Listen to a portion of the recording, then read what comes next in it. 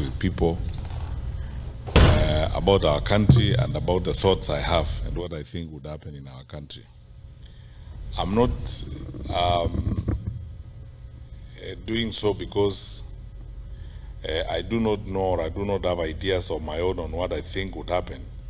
But I'm doing so because, quite frankly, I think a time has come for us to also change even the paradigms of how we manage leadership and how we engage public service, as it were. So I thank you very sincerely for this listening caucus this evening. That's how I'm looking at it. I have come here to listen. We need to change the top-bottom approach to public affairs where leaders talk all the time, we give lectures all the time as if we are the ones who know and others don't know, when in actual fact the people we are supposed to serve are yourselves, and you have ideas and you know what you want to happen to your country. But for the short time I'm going to be here, I'm very, very grateful to you wonderful people for the time you have taken to be here. I'm happy that I've met some of you I've not seen for a long time. I think the 2 years I've spent at the bank, I didn't have an opportunity to move around, obviously because of the constraints of work. But now, since I started having these listening activities in the US and having meetings, I met a group of about 150 people in Atlanta, just like yourselves. The other day in Texas, and now today I'm meeting with you, mainly leaders from this general area. So there are many things I could say, but Kathy, you speak for me in more ways, and Dr. Gola, the same thing. You speak for me too, and I'll try as much as I can, if possible, to respond to some of the issues that you have raised and some of the points you have. But let me begin at this particular because I think I have a responsibility as a public leader to say that, or as an aspiring public leader to say that. Chinua Achebe, long time ago, before even some people in this audience were born, wrote a very small book entitled The Trouble with Nigeria. And the opening sentence of that book was, "The trouble with Nigeria is simply and squarely a failure of leadership." There's nothing wrong with Nigeria. There's nothing wrong with Nigerian water, Nigerian weather, or anything else. He said it's simply a failure of leadership. I think the first thing I would like to do tonight is something very practical that I've been dealing with in my own personal conversations with people since I came here. There are roughly, I think, about 300,000 or so Kenyans in the US, Balos, isn't it? About 300,000 Kenyans. When it came to registering to vote, probably about 10,000 or so registered to vote out of those 300,000 Kenyans. There are about 2 or 3 polling stations. And even then, when it came to the actual voting itself, I don't think 3,000 Kenyans voted in 2022. So let me begin by saying this to you.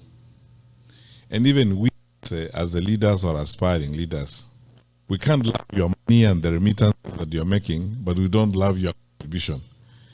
My first challenge to you, wonderful people, is that you need to participate in electing the leaders of Kenya, so that then you can hold people to account. So because I'm a presidential candidate, I took it upon myself to begin conversations with people on how we can make this happen. And this morning I was talking to the people at the mission, and Mr. Mwaura, we agreed that you are going to form a small team that brings together leaders and representatives from other cities in the US, so that we can complete a proposal on how we can increase the polling stations in the US from the current 3 to 10 or 15, and then begin a process of sensitizing the Kenyans who are here to participate in the electoral process. Because, my brothers and sisters, whatever we do, unless we are participating in making that decision on who is going to make decisions for us. I mean, what are we going to talk about if you are not participating? We can only whine and dine and complain about it. And I might tell people in Nairobi, for instance, that if the middle class in Kenya actually wanted to change the country, they can change the country. Going to Karen Club and having drinks at Karen Club is good, but it will not get us to where we want to go. Participating in the process will get us there. We can stay on X. It's a good forum. We can engage, yes, but voting, actually voting and going to vote makes a difference, because that way then you'll be able to take decisions that affect the way in which your country is managed. So my challenge to you, leaders, is that please follow up on this discussion we had with people at the mission to complete a proposal that will be looked at by the IEBC. On front, as leaders who are outside of government, we have already started a process of both petitioning the IEBC and also with a perspective of going to court if need be, to see to it that we have more polling stations here in the US so that you guys can vote. Because it's not, if there was a polling station here tonight in Baltimore, there are more people here who would vote than all those who voted in 2022 from the US in the first place. So this is something I think we need to work on. That's where we need to start from in terms of our participation and so on. So let me go to my brief remarks tonight, and then I am looking forward more to interacting with you and answering questions and giving you my perspectives. And Kathy, I'm going to answer your questions, the ones you asked me about my experience in public service and what I think I'll do differently, as it were. Now, there's nothing wrong with our country. That's where I'll begin. I am one of those people who had the privilege of serving my country in the position of a cabinet minister for 10 years, 2 terms with President Uhuru Kenyatta. That was one of the best times in my life.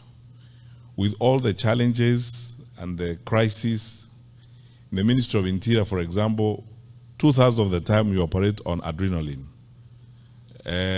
Because you sleep with phones on either side of your bed. There's no single night that you'll go through the night without those phones ringing, and none of them calls you to wish you happy birthday or to wish you a good night's sleep. It's a crisis after crisis after crisis. A dam has burst out in Solai, in Nakuru, and it has swept down families. Nobody knows, even at that time when the regional commission doesn't know how many families have been swept down. And that is 11 o'clock at night. From then on, there's no night for you, because you have got to gather the country together and make, decisions. Some crazy fellows have probably crossed the border, and we have been tracing them, and we have lost them. And chances are that they are likely to be terrorists, and nobody can trace them. We have lost them a bit somewhere between one point of the border and another. You cannot go to sleep because you don't know where they are headed. Because if they get there before you get them, you know what's going to happen. So have the time. That is the kind of life that you lead. But I want to say this, and this is my testimony. I say this very sincerely from the bottom of my heart. I thank the Lord for every minute, every hour I served. And as I said, it's the best time in my life. We were not, we were not the most, perfect or ideal group of people. But by God's grace, we were able to do much. And then I got to know the country in ways I never knew it before I went to public service. And enjoy and love my people more than I loved them before I came in, because I came to go into people's lives, you meet ordinary people and their experiences on a day-to-day basis. Some of them are heart-wrenching, others are, inspiring, but it's all in a day's work, and it's a very exciting opportunity to serve. And for those of you who were with us last night, I spent a lot of time telling you about some of those experiences and how great they are and so on. So since independence, nearly 63 years now, we've had self-rule, we've had 3 administrations, actually 4. This is the 5th administration. And in addition to, peaceful transfer of power, we have been relatively stable except for when we have had challenges such as we did in 2007 and when we have had, security challenges of one kind or the other. We are the anchor state in East Africa, and on the Horn of Africa, that's how we are perceived. We are the most influential and probably consequential environment within the Horn of Africa. Believe me when I say this to you, because of my exposure and travel, we are some of the hardest working people on the continent. And, we have one of the most educated populations. The reason why people choose us for investment and so on is the leverage we have is the human resource capacity that we have in our country. So by and large, because I always start by telling people that even when we have political contestations and challenges as a country and as a group of people, the last thing we can do is talk down our country, because our country is our only home on earth, and we have a patriotic duty and a citizenship responsibility to always ensure that we draw a line between country and the leaders or the administrations that will come and go and that will change from time to time. Our country, by and large, is okay. The fundamentals of our country, right from independence, are such that we could do even much better than we are doing right now, which I'm going to come to shortly. But I have to say this to you, and if I didn't, I will be lying to you. We have very fundamental challenges in our country right now. I, as somebody who has served before and served in a very sensitive responsibility, I hate to break it to you, but this is the truth. I think our country is very close to the cliff, and we are facing very, very serious challenges. When you see the level of violence in the country, when you see citizens hijacking a police vehicle and driving it around, the anger and pain and frustration down below is unprecedented. I have not seen it before. Those of you who have come from Kenya recently, you can bear me out on this. The population is angry, frustrated, and especially disappointed because of unfulfilled promises, constant piling of lie after lie, failure in critical sections of our society and our economy. The challenges we are facing now in the education sector, nearly chaotic. No one knows what's going to happen next. Capitation not going to schools. I am told, because I speak to a lot of principals these days, that schools are going to close a bit early because of budgetary challenges and so on. All these are signs of state failure. But the one that worries me most, and the one that should worry you most, is one, that level of violence. And you are Kenyans, I'll be very candid with you. How Mungiki, how Sungusungu, and all these violent groups came up is they started, first of all, because the former state failed, the informal state took over. So as a result of the violence and the recklessness that we have seen from the formal state, the vigilante industry is going to start growing. And if the vigilante industry grows, it means we are setting and moving to an element of anarchy. That happens when our leaders are making excuses, and saying, it is this tribe or that tribe. It is the Kikuyus who are trying to destroy government and so on. I said in public the other day when I was in Kiambu that, this has been essentially a history of excuses. In the first year of the administration, they said it's Uhuru and his administration that left us empty coffers, that didn't do anything, and so on. Whole year. The following year, it was Raila and Asmio and the Luos who are bringing maandamano and causing problems. Whole year gone. The third year, it is ni Wakikuyu wanataka kuharibu serikali. The fourth year, it will be ni Wakisii na Wakamba na Waluya wanataka kuharibu serikali, and so on and so forth. That's why I say there's nothing wrong with our country, except that we elected through a democratic process incapable leaders who clearly, sometimes you wonder whether they had a plan to govern or they had a plan to do something else. Because if they had a plan to govern, we will not be in the state in which we are.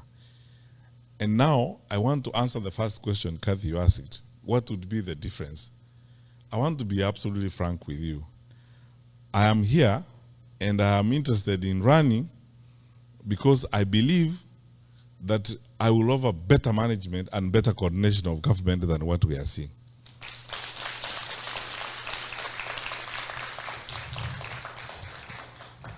And why? I said the other day in a TV interview that after 10 years of service as a minister and the last 4 of them spent as coordinator of government activities, I understand government almost like the back of my hand. That you know, what actually needs to be done, Kenyans are not looking for a government to cook 1 million chapatis for them. They are not looking for, Kenyans are not looking for a government to make the bed for them or raise the children for them.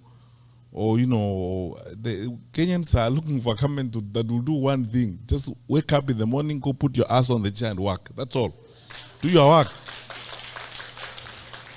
And don't make excuses. You know, when you're supposed to do the work, don't make excuses and say it's so and so, it's so and so.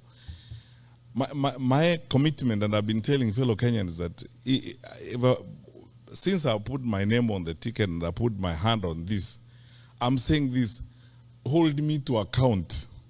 I will not make excuses. I will not shirk. I will not hide. I will not fudge. I will not bend from responsibility. I will face responsibility head on and do the right thing. And there's no problem because you see in Kenya, you have a fantastic institution called the public service.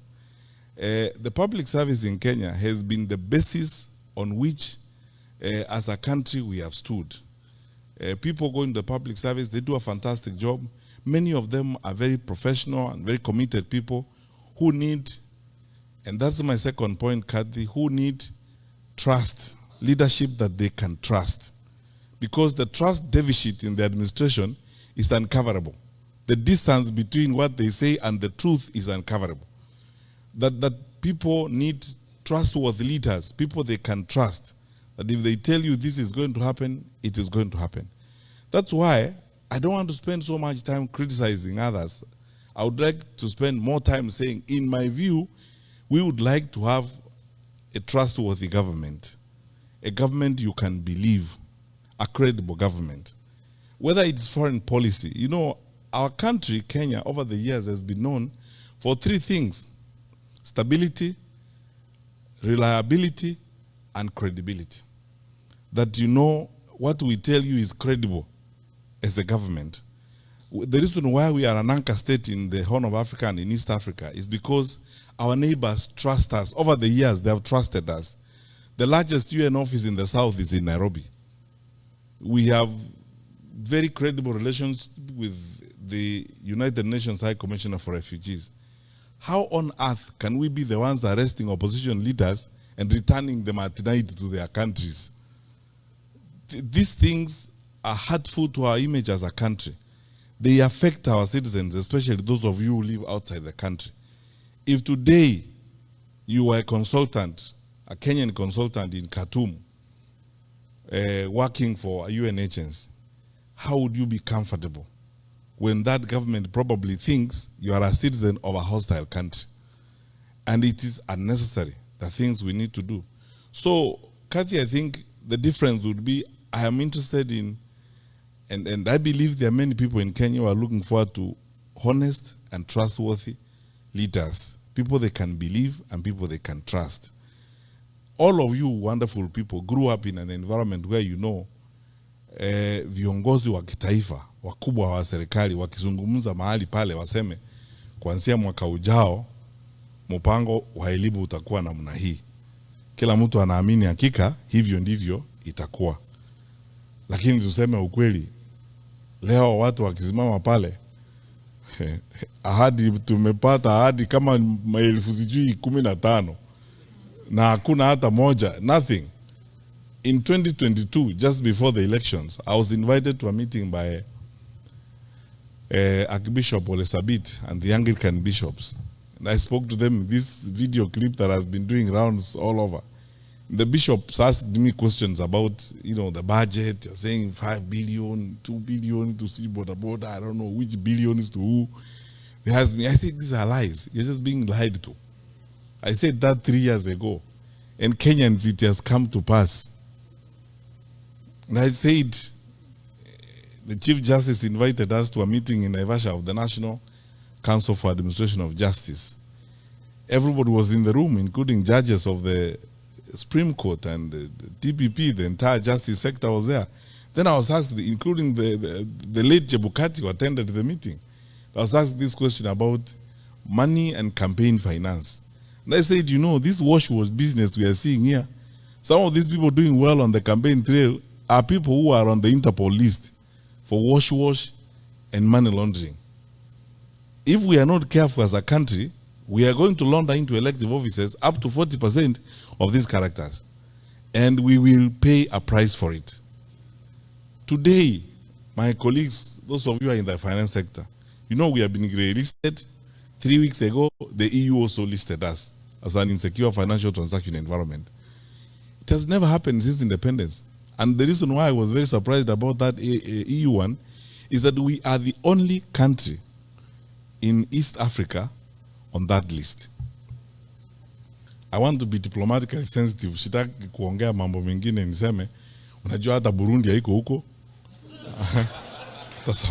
Ta Somalia haiko huko. Sisi tu ndio tuko huko kwa East Africa. Sisi ndio tumeandikwa hapo. Tunafanya ujeuri wa fedha pia tunafanya. So these are the issues. This is the reason why I would like to run for president, because I believe our country deserves and should get better. Our country deserves and should get better leadership, in my view. And you're not going to bring it from Mars or from Jupiter. The people are there. They are willing and ready to serve their country.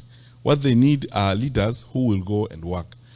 I have not arrived from heaven myself. And I am not one of those who carry around a big Bible ambayo inaweza kukuangusha. I go to churches there every day, singing songs, hymns, trying to pretend that I am holy. I am a sinner like you.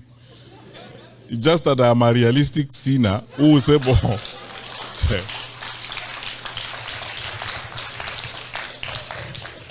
who would like to do his work and get his work done. That is it.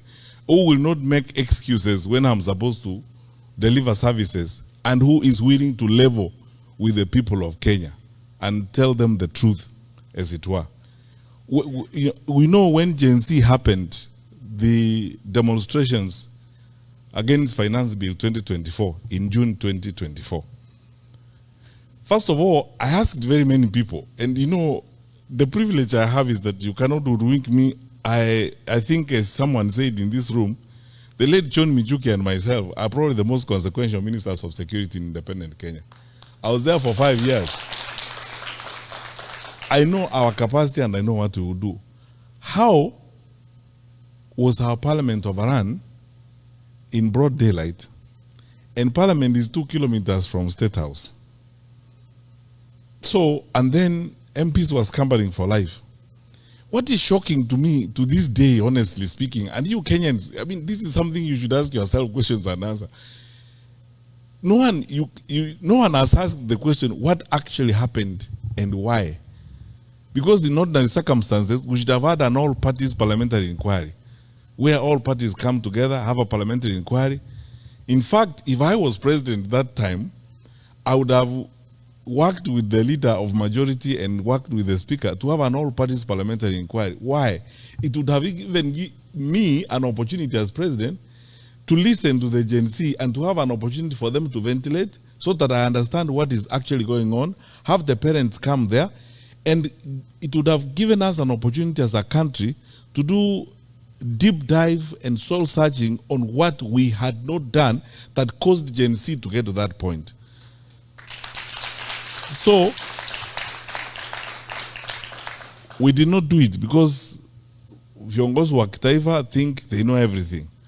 Then 25th June came, 2025. We lost more lives. Then Sabasaba came. We lost more lives. And my brothers and sisters, we cannot continue that way. That is not how we are supposed to live. And in all that, you can see irresponsibility, dereliction of duty, recklessness. And it's best demonstrated by the language you have heard leaders use and the sentiments that you hear leaders using. I was shocked in this day and age, 63 years after independence. There's somebody who talks about tribes. Where do you live? I mean, those things, nobody talks about those things anymore. I asked some friends last night where we were having dinner, which one of us goes to hospital in Kenya and you are sick? You are very, very sick. You are shivering in your car. But then you ask people, please check on the list, what's the tribal background of the doctor on duty before I go in? Because you just get in, you are treated, and sometimes you don't even know the ethnic background of the fellow who's treating you. But until you are treated, you go away. Why should it matter? When you walk to a bank, for example, in Kenya, you go to Equity or a family bank, you want services, you go to the teller. Do you first of all ask, by the way, where do you come from? Before you ask your money. It's transactional. You just fill out your papers or you discuss your loan and you go away. It doesn't matter anywhere else. Why should it matter when it comes to making decisions on the leadership of the country?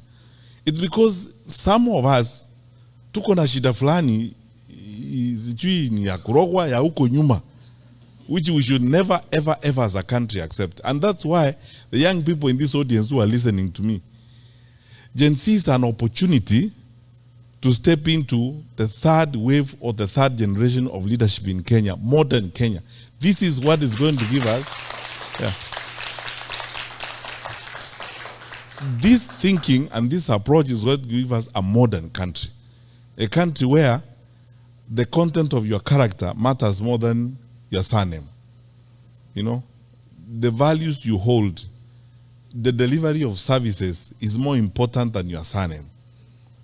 Because all those primitive things where your surname is supposed to lead you somewhere, so that if your name is Omolo, then I make a decision whether or not you should pass through this gate. That time is gone.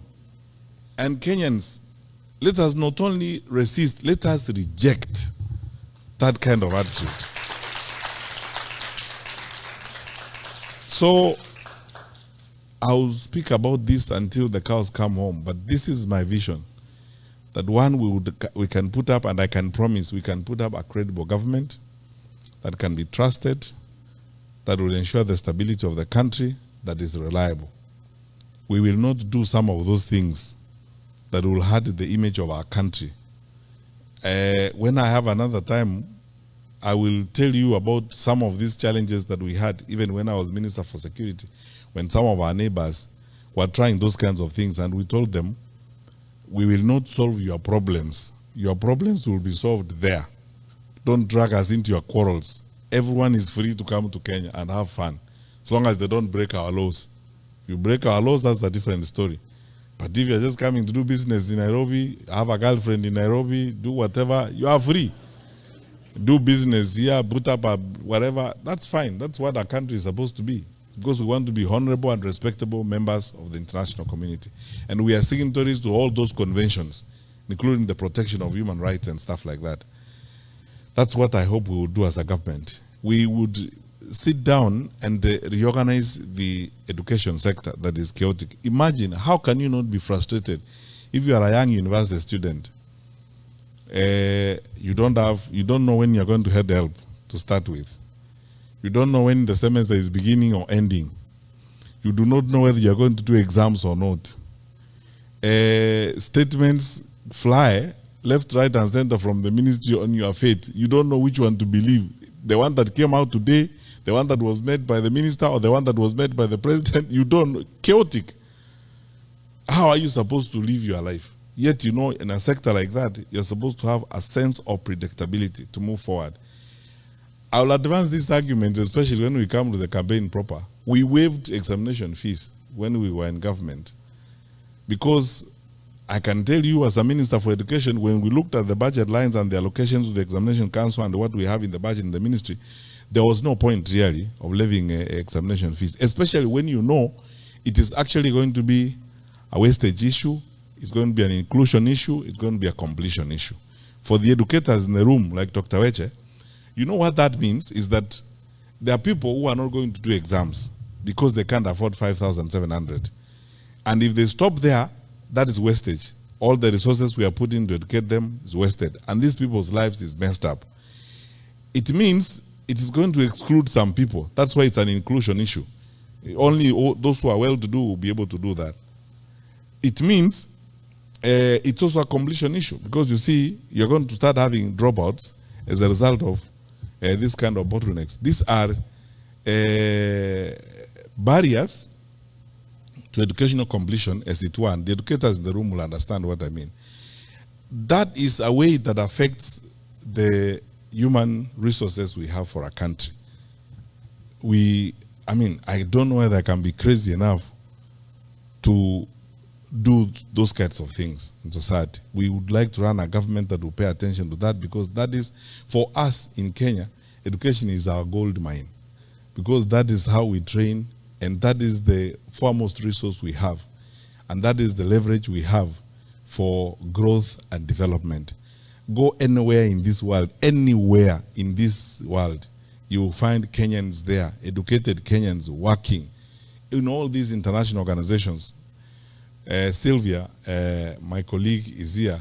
From next week, I'll call her my former colleague when my notice for the bank expires, from the World Bank. And they will tell you, there we have several economists. We are actually one of the few African countries, I can say that authoritatively, that have contributed significantly to the capacities that you have, even at the bank here.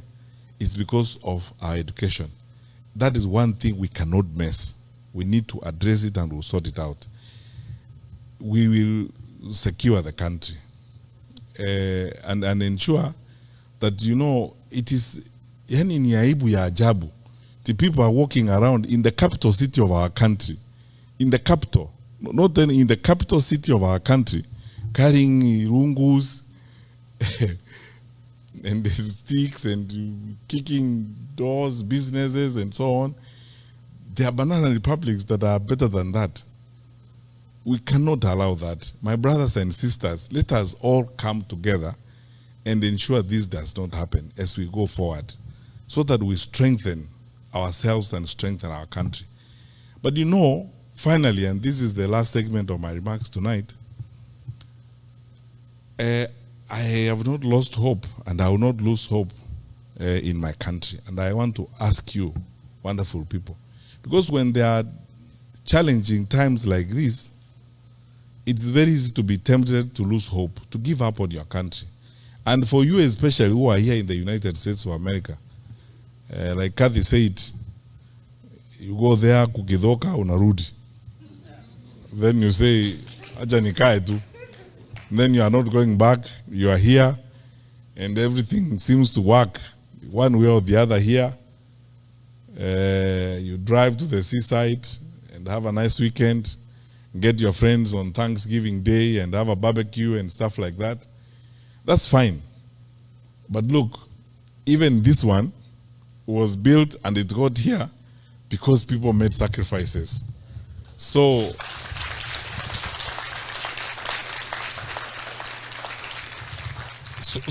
it is our turn to make sacrifices for our generation, so that our children and our children's children will find a Kenya that is like this one, so that other people will also come to our country and never wish to leave, because they will find that our country is also very nice, and it can happen. And the reason why I have this hope is because I can speak with authority. I know my country, I know my people, I know my fellow citizens. We are better people than this. My country is better than this. What we are seeing and the behavior of the people you see in administration and so on is not who we are as a people. That does not reflect the true picture of Kenya. I don't know about you, but look, my friends, I have been in the public service. I have seen police officers cross swollen rivers with examination sheets on their heads or on the side, walking through. They're not paid additional fees for that. Protecting those papers and ensuring that those papers are not messed up.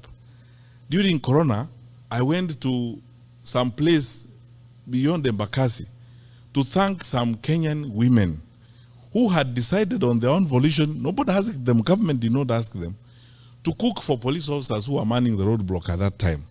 Two of them lawyers in Machakos. They had come together, organized themselves, and they were supplying food to those police officers, cooking for them every day. They actually created a makeshift kitchen. The government did not give them budget to do that. They volunteered, they mobilized women, and they were cooking for the police officers there every day. I went to Limuru at 1 a.m. at night, one time, with my colleague Mutai Kawe, who was then Minister for Health, to a police roadblock. And I found women from the local shops serving those police officers with tea and bringing bread. Government did not ask them. The Kenya Association of Manufacturers, Phyllis Wakiaga and Company, putting private sector people together to contribute water tanks for police stations and soap so that police officers can wash their hands to deal with infection at that particular time. I have seen with my eyes how Kenyans turn up when we have a disaster, donating blood, when we call for food donations, when we have a challenge. Kenyans turning up in their numbers to contribute food. During Corona, we wouldn't have succeeded were it not for the big support we got from the private sector. The private sector team, chaired by Madam Karuku from East African Breweries, and bringing together all these people, committed, attending meetings every day without asking for sitting allowance, and guiding us and working with the government to secure the lives of our people. We are a great country, and we can do many things. I have worked with public servants who will not ask a question if you ask them to come to work over the weekend. As long as you are trustworthy enough, you respect them and take their advice and don't politicize their decisions or try to create funny games of parachuting people because they come from your tribe and promote them and that kind of rubbish. Public servants who are committed and focused on serving their country.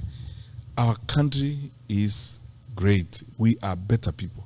So because of that, don't lose hope. We will rise again. We will cross the bridge. And this momentary challenge we have because of some challenges with some of our leaders, we will overcome it and build and move forward. After COVID, we said we will build big and better. And we will go forward. We are the long distance running country. So we are resilient. We will do well as we move forward. So all I ask you, my brothers and sisters, is this. Let's go beyond these nice conversations we have. Mwaura, let us finish that petition. Let us have additional polling stations here in the US. Wake up in the morning and vote and determine your leaders. Do not complain and write nice stories about what is working and what's not working. It is good to say that because we need those views. But you could actually make it even better by casting a vote and making a decision. And encourage your brothers and sisters back home to participate in the electoral process, to reject violence, reject the temptations to be divided, and reject all this Kasumba Mbaya that is being brought to us because of incompetence. You know, when people are incompetent and they are not able to work, they make excuses. You know, from morning up to evening, the first time they open their mouth, they say it is Mwaura. It is Mwaura who's not doing his work. Next time they tell you it is Major, and so on and so forth. And the work is looking at them. The challenges are looking at them. They are there every day. And all they need to do is just go to work, sit down, put people together and work. So that is how I think Kathy will make a difference. And I am committed. You asked me about my experience in public service.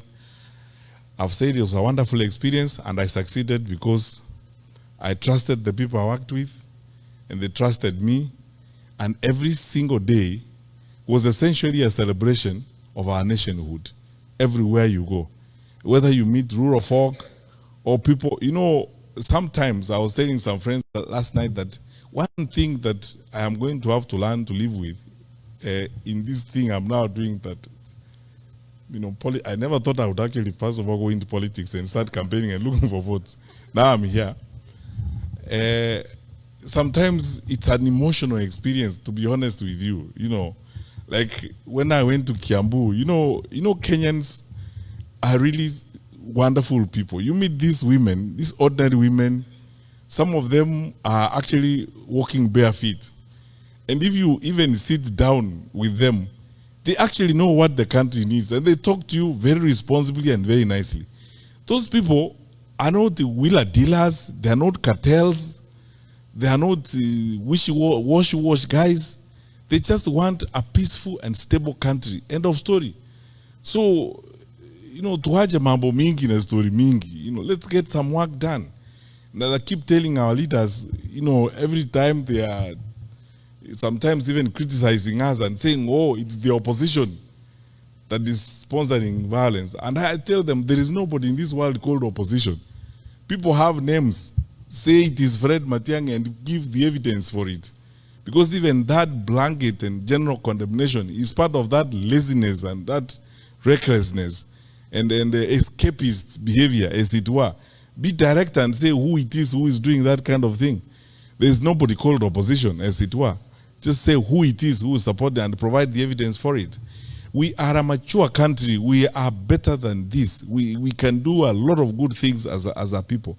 So, my wonderful people, join us, those of us who are walking this journey to making Kenya an even stronger, better, much more stable environment where we are all proud to be. Because I can guarantee you and I promise you, if we stick together and work the way we are working, our better days are ahead of us. So, our better days are ahead. So let's work together. I'm asking each one of you, when you have registered to vote for me.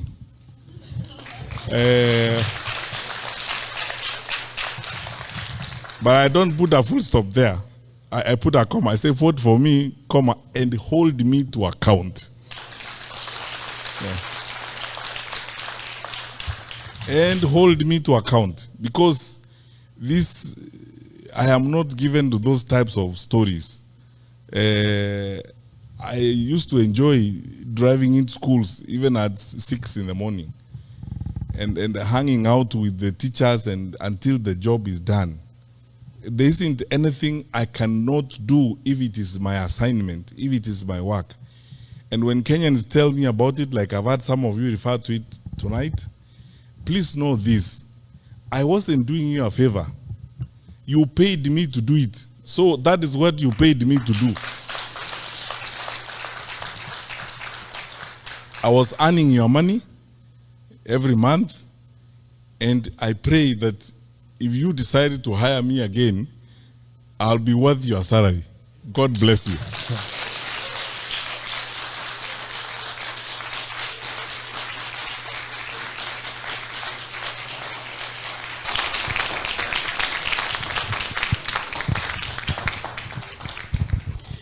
Thank you, sir. We can get seated.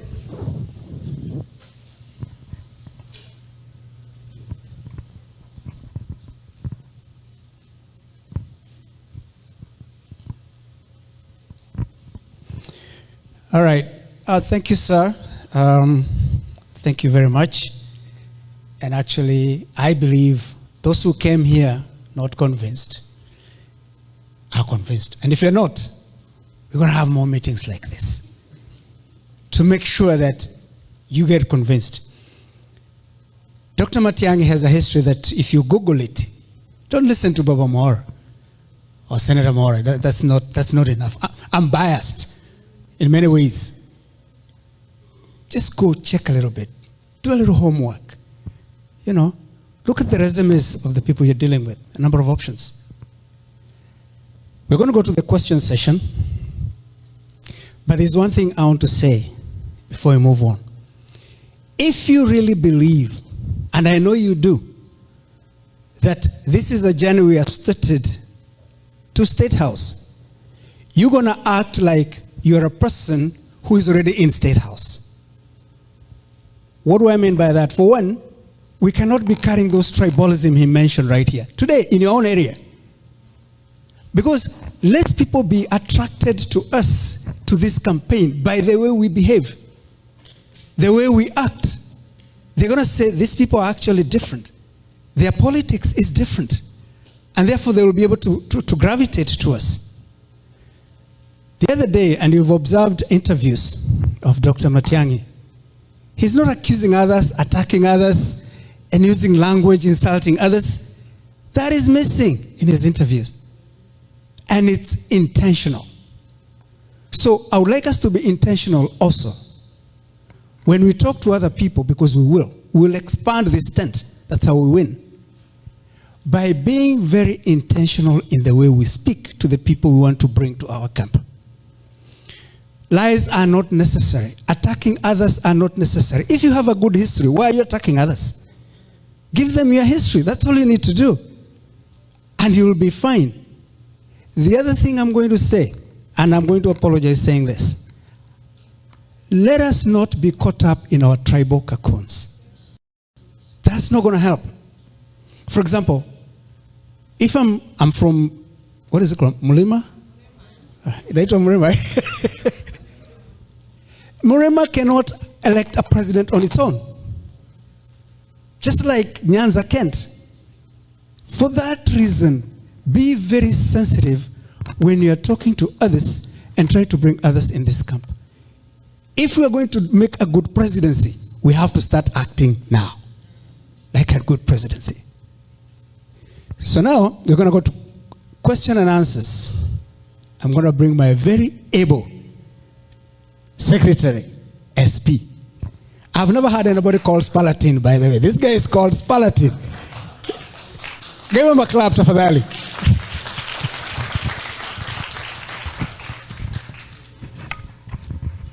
Good evening once again. Good evening, friends.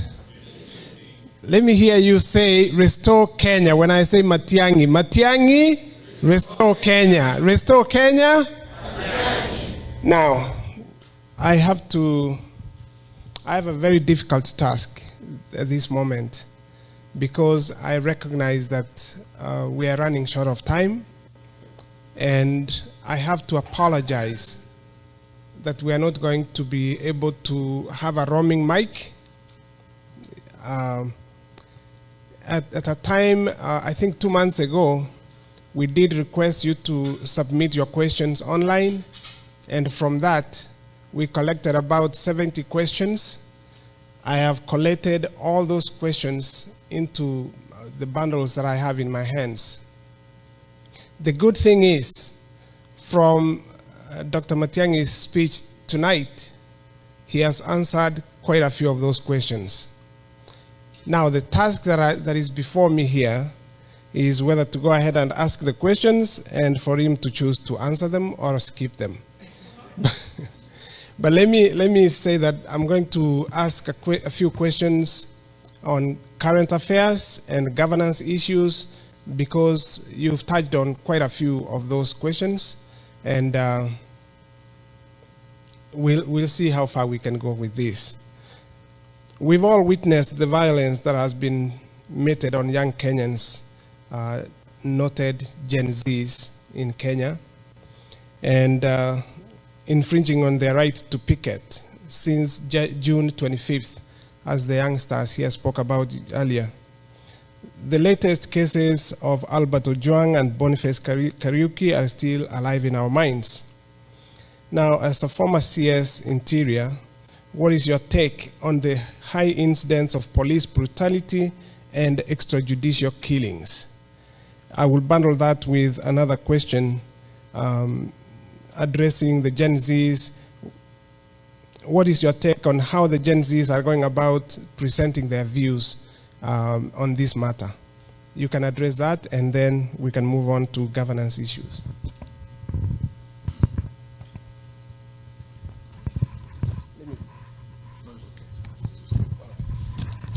Thank you for the questions. You see, I think I'll explain this. I believe some of you will probably be hearing this for the first time. You know, the world over, police have what we call the foundational conduct of police is actually based on what we call the theory of training. In many countries, especially in communist-related countries or in Eastern Europe, police are trained to suppress the population, or they are trained in some cases to do work that is essentially militaristic and so on. Many civilian countries, especially democracies like ours, we train our police for purposes of just law and order, preserving law and order and tracing or investigating crime.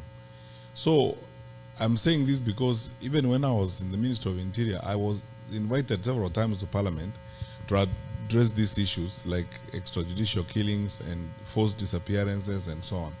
And I kept telling, I would tell members of Parliament, and I would tell you today as Kenyans, and please, this is the fact of the matter.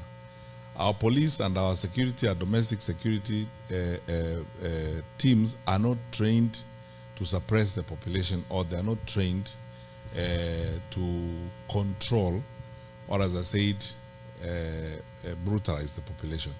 That is why our police system is civilian supervised, because the minister is a civilian, the president and the National Security Council in most cases is populated by civilians. Our security teams are civilian supervised. They're supervised by civilians, not trained security people as it were. And because of that, the police developed the elaborate document called standing orders. The police have got standing orders. And the standing orders basically is the code of conduct for the police. It is because everybody realizes that sometimes there may be individual police officers, and there have been cases where individual police officers have acted beyond the law or beyond their powers under the law.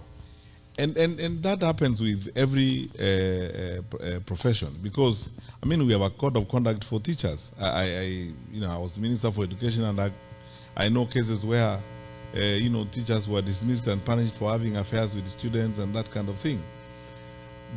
Because of that, that is why I normally say we have to drill down on these issues in a very specific manner. And that's why we call for accountability. And in cases where investigations have been done and culpability has been established, police officers have been jailed, and some of them have been punished. In cases where some of them have even been charged with manslaughter or even murder in that case, or execution for that matter. That's why on this particular issue, if you ask me what's my take on it, I have been calling for accountability. Let there be accountability for what has happened. And by the way, no one should tell you that we cannot get to the person who actually shot that person. Because you see, these teams move in the command in small groups as platoons and so on, and they are assigned particular areas when they are given assignments in the morning. So we can actually, there are many other things. I don't want to look like I'm betraying my former colleagues, senior security officials, but there are ways in which it can be established. You can drill down to the actual officers who are involved in those particular acts, and they are brought to book. They are punished. And if we don't do that, then we will have a rogue, security system. The reason why we always insist on accountability is because that is how civilian supervision is going to restore and ensure dignity in the policing of the country, as it were. Let me give you an example. A number of times when I was minister, I had these experiences, and let me give you practical examples. A boda rider was killed by some police officers somewhere in Marani or somewhere there. And then I was invited to, because the matter became, problematic, so we were invited to investigate the issue. I went there with the Inspector General of Police. There is a unit we used to call the Internal Affairs Unit. And we drilled down to a point of actually getting the people who were actually involved in that particular incident. So it's possible, it's very possible to drill down to the respective incidents and ensure this is done. What is my take on how Gen Z are expressing themselves? I don't know of what kind of country we want to have where people don't express themselves. I've given this example before, and please, if you don't mind, you can indulge me. I give this example.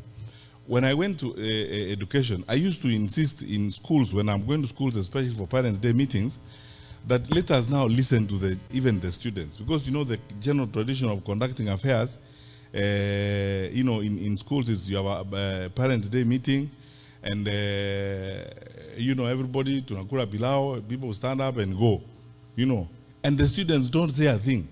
Yet actually we have gone there for students. Educators in the room, like Dr. Weja know that listening to the voice of that is where inclusion begins and ends. So I went to one school and I told the principal, I want to listen to the students, give them a mic, let them also ask questions. And this girl asked a question, almost drove me to tears when she looked me in the face and said, and this is a girl who was in Form 3 or Form 4, told me, Minister, we work so hard in some of our schools.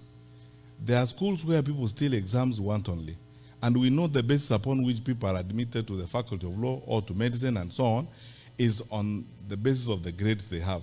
Now, those of us who are not able to steal exams are disadvantaged. What are you going to do to ensure that this does not happen? We were being called to account by our children, as it were.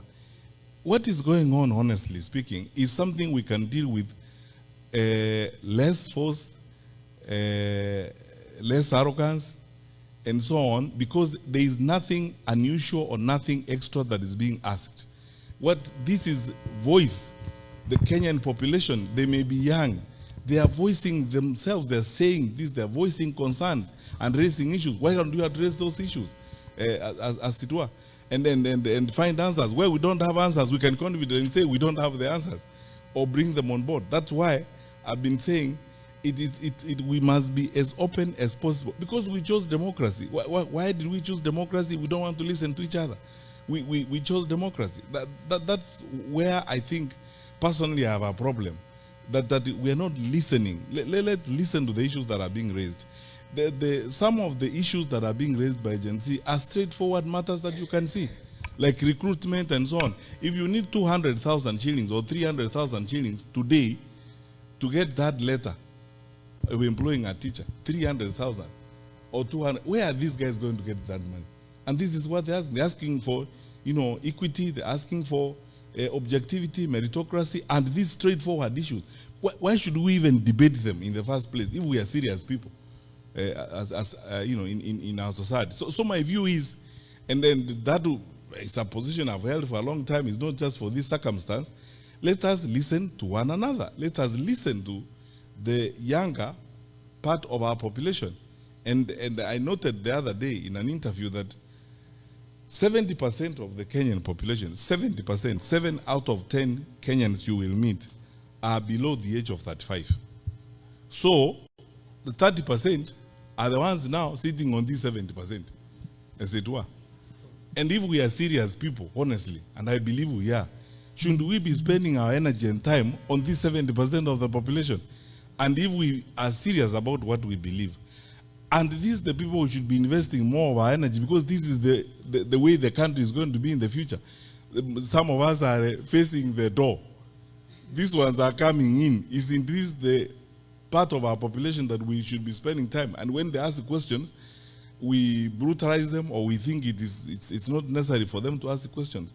So my view is, and lastly on that particular matter, there are many things when I release my manifesto, I'm going to point out, for example, a program that I would like to encourage Kenyan leaders to espouse. You guys are living in the US.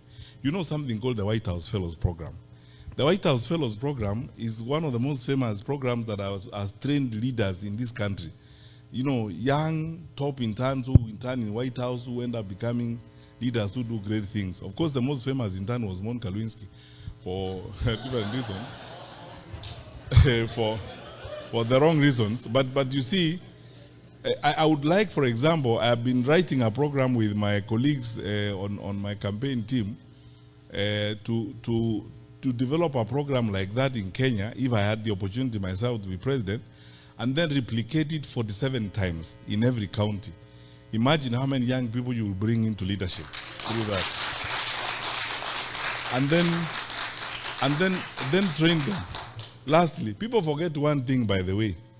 The Matibas, the Kibakis, the Uhurus, who ended up becoming president, they started the experiment or the opportunity when they were 20-something years old. So why are we stopping them? Yeah, why are we stopping them? I mean, where are we going to get leaders from? Sasa tunakaa sisi tukae huko mpaka tukuishie huko, then what happens? Because we should now begin that process of trying those 20-something, bringing them, and working on that program. So my vision, which I will publish in the document, is that one of replicating that White House Fellows program and replicating it for 7 times in every county, and then using it to begin a new process of training young leaders. And I swear to you, I will manage it through a very brutal meritocratic process. Brutal. Yeah. I will not care whether somebody is Rendile or Michikenda or wherever they come from, whether they are pink, green, or yellow, provided they are Kenyans. And then you will see where Kenya goes after that. I mean, it will be interesting. Thank you.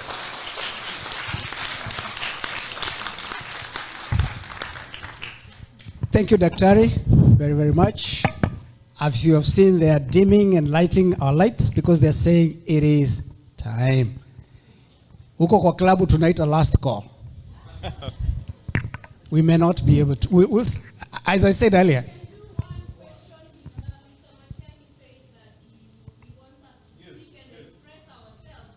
We're talking about time. This place, what? Come.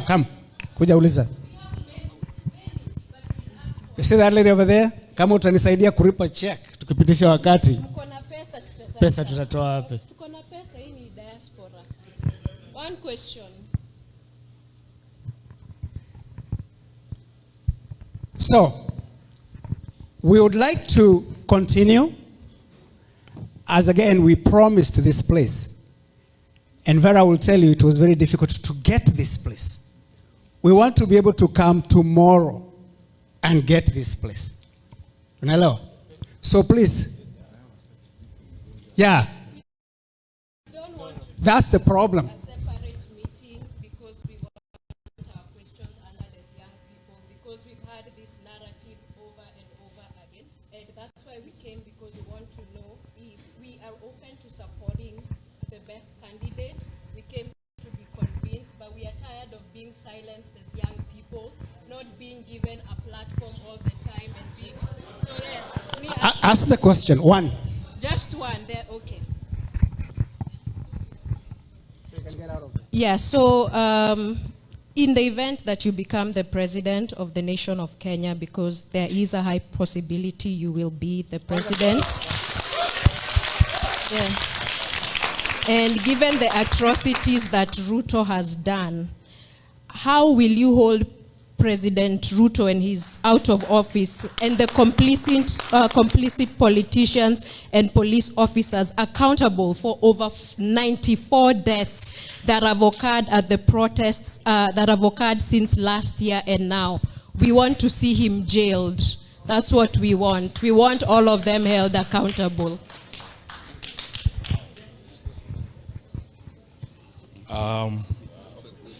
This is why maybe next time we have a meeting, we should start with them. Yeah. So that, first and foremost on this matter,